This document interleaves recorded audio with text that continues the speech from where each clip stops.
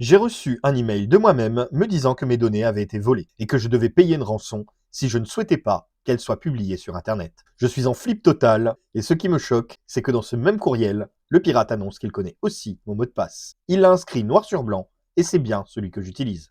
Comment est-ce possible? Merci. Alors déjà, il va falloir multiplier un peu les mots de passe, s'il te plaît. Et ensuite, s'il n'y a rien dans tes éléments envoyés, alors c'est que le mail ne vient pas de ta boîte.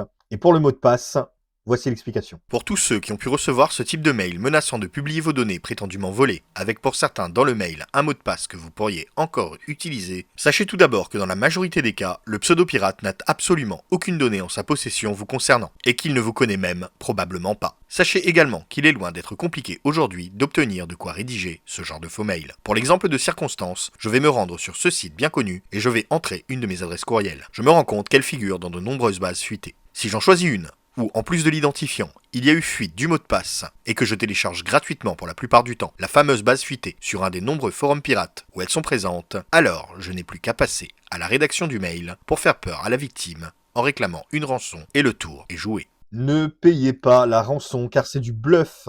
Pensez surtout régulièrement par sécurité à changer vos mots de passe et mettez en place la double authentification lorsque c'est possible. N'hésitez pas à me dire en commentaire si ça vous est déjà arrivé, ce que vous en pensez, et si ce n'est pas encore fait, abonnez-vous.